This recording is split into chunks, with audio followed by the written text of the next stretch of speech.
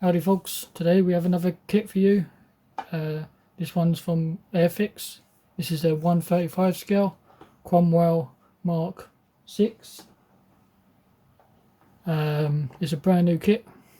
Hasn't been out for long, been out almost a year, but it still comes under the new kit.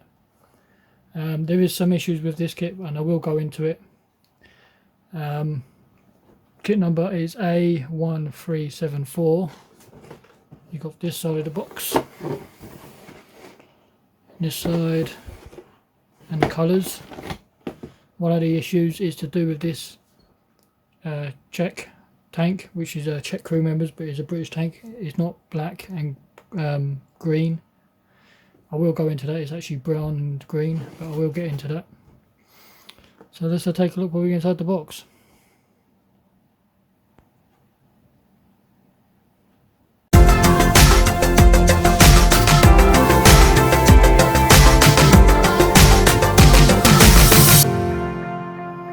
So this is what inside the box.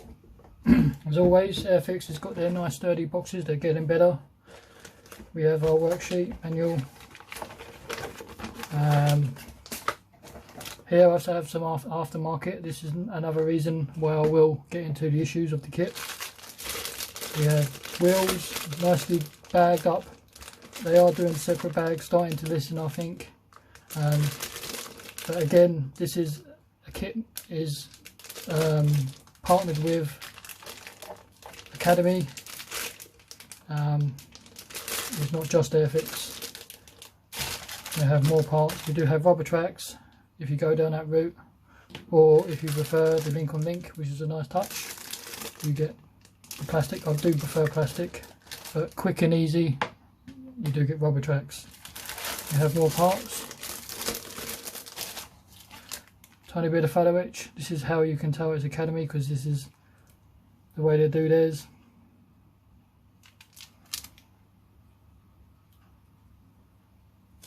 And markings. So let's take a closer look at this.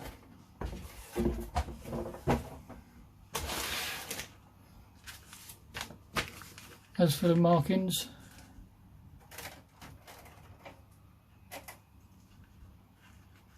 and worksheet, I will talk about at the end. Nice booklet of the artwork. The artwork's pretty cool. I do like the CGI footage type picture. Do have some history of index, the warning symbols for Airfix, pretty standard. So your first step is working on the lower hull, lower side and two sides and structural ports to keep together to make up a bathtub hull. Pretty simple. Front glacier going on, which is standard. And then we're working on a Christie suspension. This is what it's based on. Suspension arms going in, and then we have the side plate. It's pretty tricky for the crew members to get to, because if they having to change the arms and stuff on the suspension, these whole tyre plates have to come off. It's a lot of work. But this is the way of design. But it was some of the best suspension design out there. That's the reason why the vehicle was famous for its speed. We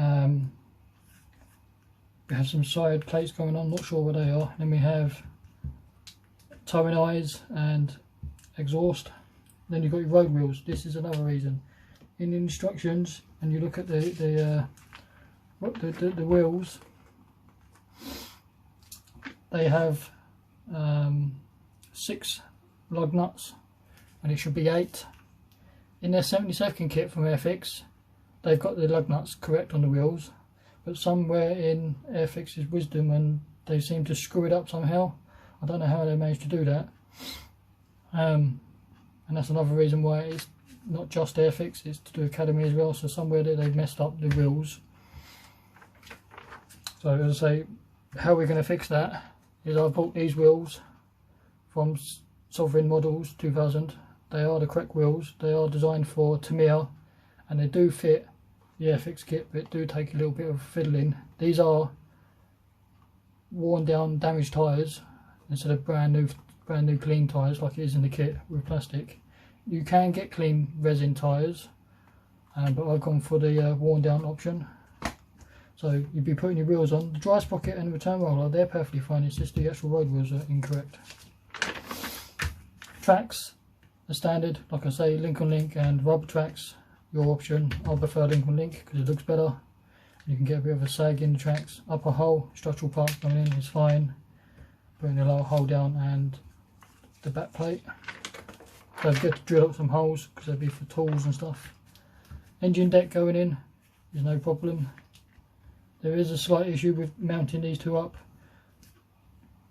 I have seen on people's reviews that you have to put a support piece of extra sprue on underneath because this piece here tends to want to sink lower than the turret plate. So just put a piece of plastic underneath to level it off so it's nice and flush. Back plate going on, and then you've got your feather etch fenders, which is pretty standard. Side plates. So obviously if you're going to put the tracks on and weather them, you're going to probably do that and then put them in and paint the lower tank and then the side skirts. I don't know how I'm going to go about it because you can't put these on and then put the tracks on. You're going to have to put these on and then the side skirts. So we'll figure that out. More exhaust with the hatches, light guards, tow highs, which is pretty standard. Tools I will put on the end. Stowage, pretty cool. Machine gun housing, vision port. Then we have the turret, which is the Howitzer. In the kit you do get the other option for the Mk.IV, which is the is it the 2-pounder gun, I believe. But we are doing the Howitzer version, which is what the Mk.VI is. Turret assembly lower, and you have the side ends. There is another mistake with the turret. These sections here with these hatches or piston ports, there should be 4 bolts on there, but they've forgot to make them. So again, you're going to have to add the 4 bolts. If you're one of those people that just likes to build the kit straight out of the box and not worry about these issues, build it, the kit will be fine. Front gun going on, which is the Howitzer. Turret, which is the vision ports for the commander's hatch and stuff. More hatches. And then with the turret almost complete, we have a light, a little bit of wiring will go nicely, more hatches, and then putting the turret into place, and the vehicle's ready for paint and stuff. Sprue map, the standard, and this is the first colour call out. This colour call out for the British Army in Europe, which is actually the British Army, but it's the crew members are Czech from the 2nd Tank Battalion 1st Brigade Group. So on research, the British changed their colours in my reference book on real colours from AK. Here in 1944 to 1945, the colours got changed from CC15 and CC02. CC15 and CC02 from AK are these 2 colours. This is what the tank should be painted in, instead of the black and green. So I'll be doing it in the brown and green colours. So that's another issue with the colours. Other option is this option here, which is British Army Europe 1944 to 1945. These colours are correct because this is the Polish, and the Polish just used CC15 olive green. That's perfectly fine. So if you want to build this, this is correct. But unfortunately, this coloured option is wrong. It's the brown and green. So let's get into the kit, and I will show you the mistake with the wheels and the side part of the turret, even though I've mentioned it already, but there are slight issues. Okay folks, here's the reference material book I have on the Cromwell. It's a pretty good book. It has a hell of a lot of information and a lot of history. But as for that tank that I want to build, with the discussion about the camouflage being incorrect or wrong, take it as you wish. It's in the book here. It states the regiment was at Dunkirk 1944.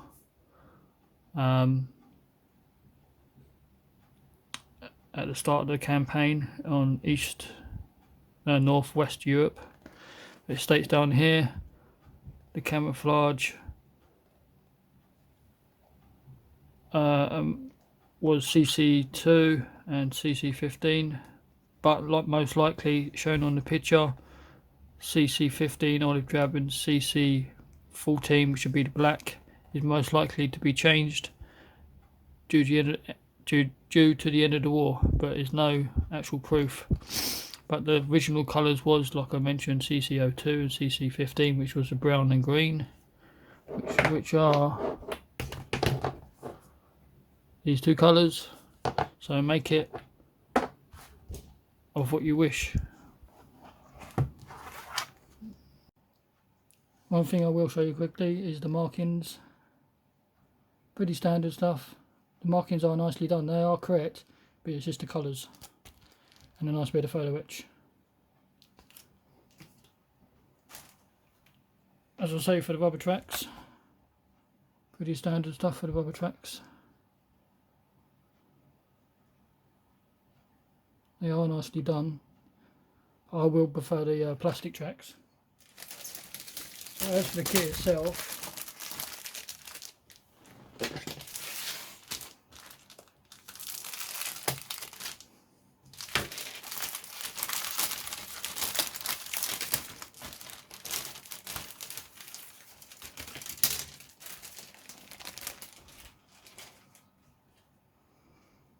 we do have polycaps for the wheels as standard, and then we have the kit. It is done in the beige coloured sprue.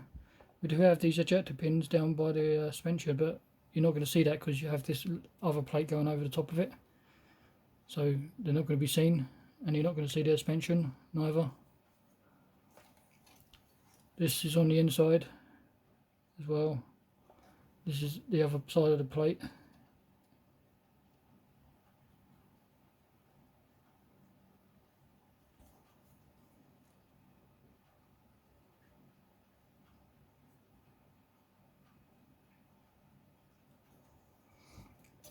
Here's the lower floor, nicely done. On the inside, you're not going to see the ejector pins because it's all closed up. You do have these two pieces here, are the structural parts for the lower chassis. These are the front glacier and rear glacier. So this whole tyre sprue, which is nicely done as well from Airfix, this whole tyre section will be your first, pretty much your kind of first step, which is a nice touch. You haven't got to hunt around for your parts as well. Plastic tracks, again, pretty standard, and everything could be on these two sprues.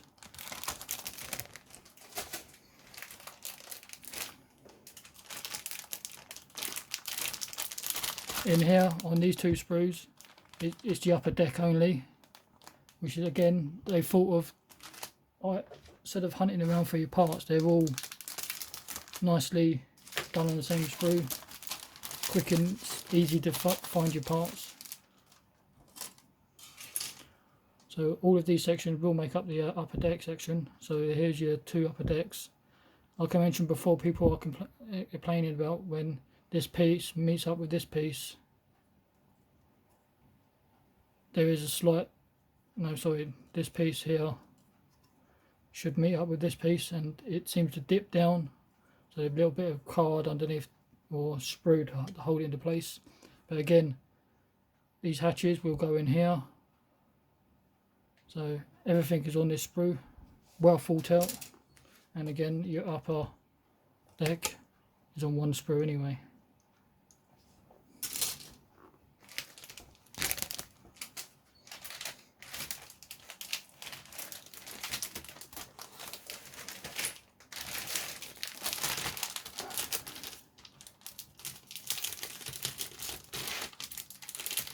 As you're working on turret.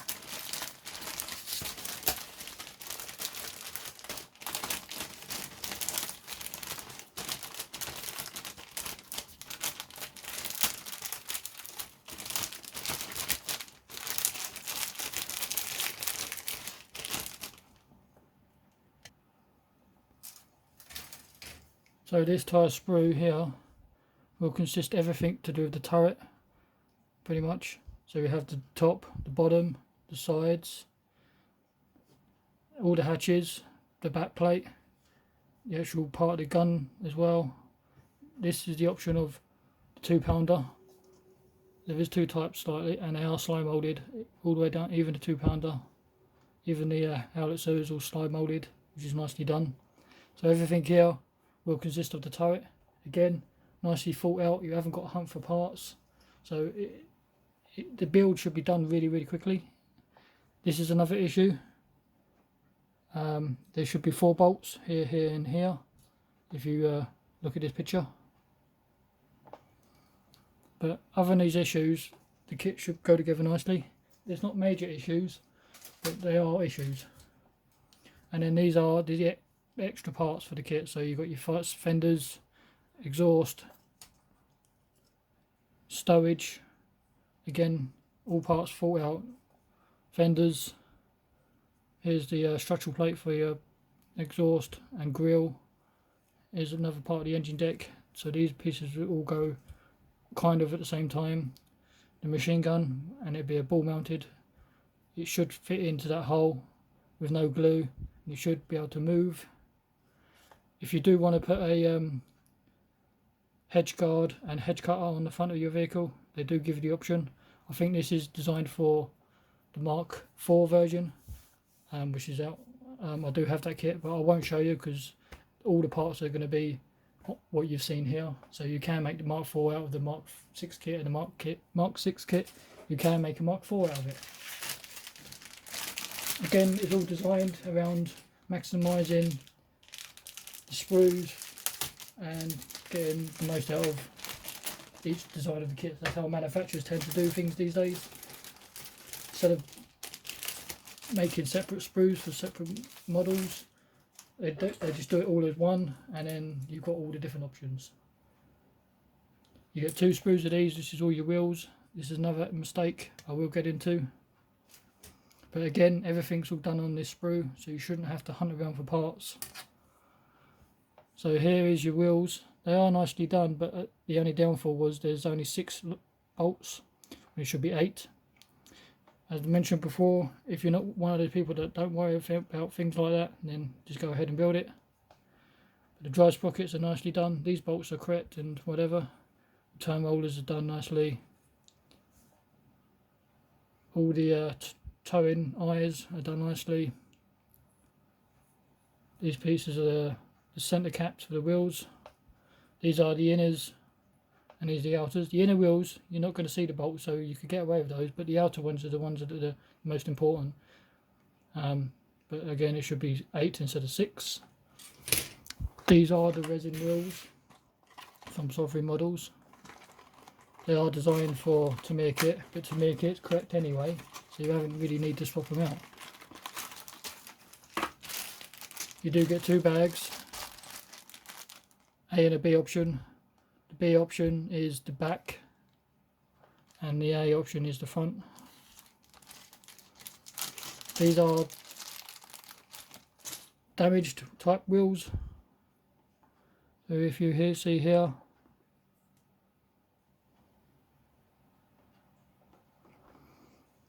so if you see here, it should be 8, just like that. And you can see the texture on the tyres is worn and damaged slightly, which is going to give it a much better look.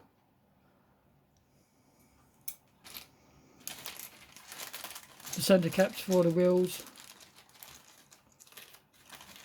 you do get 4 lots of these, and you do get a couple of spares just in case you break them. But the only downfall with these, they're not perfectly round, and getting them off you could mess them up. But I will modify the plastic ones to go on the front of the resin, because they're just as fine. As for the ones at the back, these are ones you're not going to see.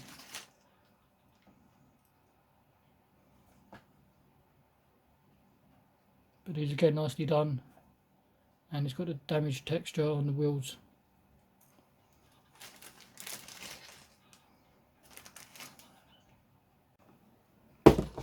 So there you are, my friends. There's another kit from Airfix. They're 1/35 scale Cromwell Mk.VI. Like, comment, subscribe, and I'll catch you later.